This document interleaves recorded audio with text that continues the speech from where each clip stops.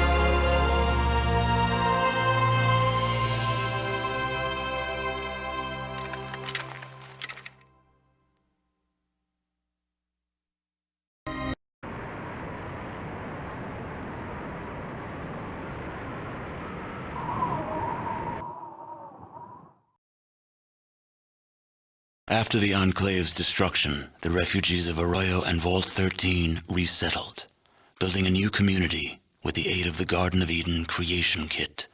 Finding themselves hundreds of miles from their vault, the members of Vault 13 chose to join the villagers in establishing a new community, and their technical expertise, combined with the villagers' survival skills, allowed the new settlement to grow and prosper.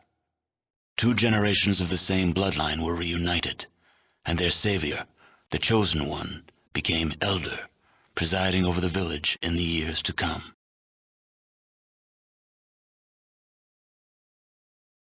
Arroyo's elder lived for many years after the destruction of the enclave.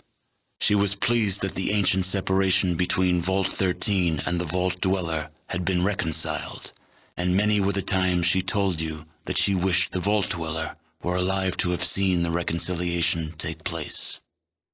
The elder passed away in her sleep, certain that the safety of your new village had been secured and was now flourishing. Many of the older Arroyo residents believe that she now lives in the vault of the sky, telling the vault dwellers of your brave deeds. Relations between the Slags and the residents of Modoc flourished. Between the two peoples, Modoc prospered and became a major farming community, supplying all the outlying regions with food. With Metzger gone, slavery disappeared from the area.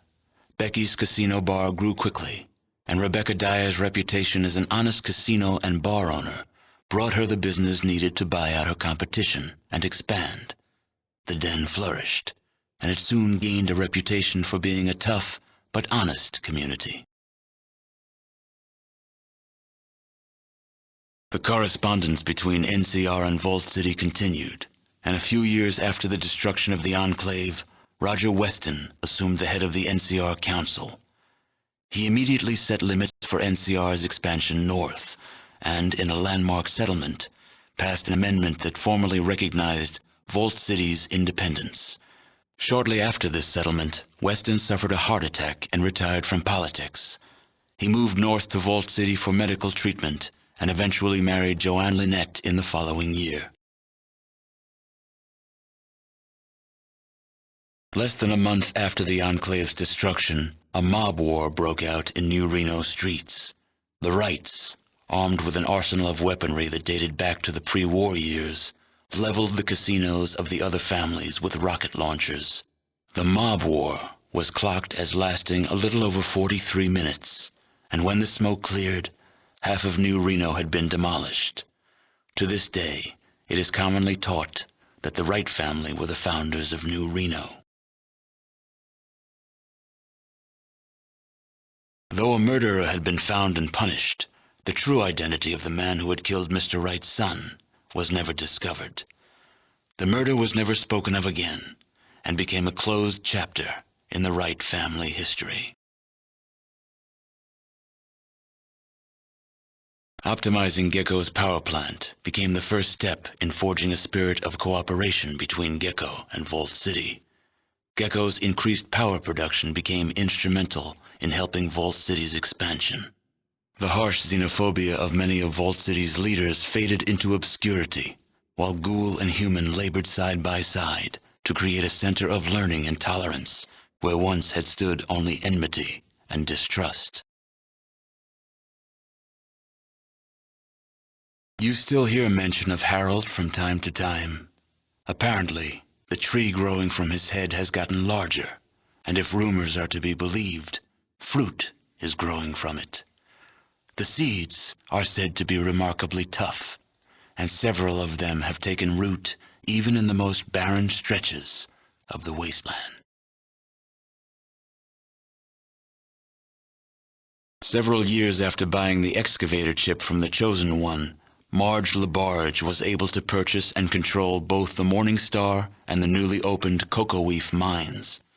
Marge was an easy choice for mayor, and using her new political power, she made Redding join the growing New California Republic in return for a seat in the NCR's Hall of Congress. With the destruction of the conspiracy to destroy the mutants, Broken Hills began to thrive. Then, the uranium ran out. The city, having lost its sole reason for existing, slowly dispersed. The residents carried their riches with them, leaving the place a windswept, desolate ghost town. A few holdouts remained, attempting to eke out a pathetic existence, but eventually, they too disappeared. Inspired by your example, Marcus eventually traveled across the Great Mountains to the east, searching for other refugees from the Master's army. You never heard from him again. Your help with Vault 15 launched the New California Republic's push to civilize its neighbors. Though there were many more obstacles to overcome, the NCR now had a foothold into the northern wastes. With the support of the New California Republic, the Vault 15 squatters soon became self-sufficient and productive members of society. By eliminating the death clause of Vault 13, you banished yet another species of the realms of extinction, proving once again that genocide is a viable solution to any problem. The Shi flourished, creating a botanical scourge on the radiation surrounding their beloved town. Though this vine could not grow in other soils, the Shi took care to nourish it in their lands.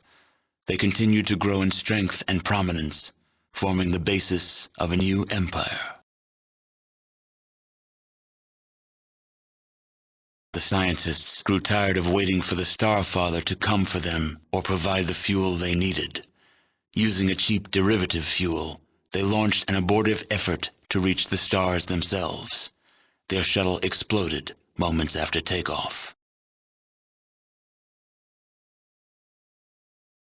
As for the tanker vagrants, well, as vagrants do, they drifted on.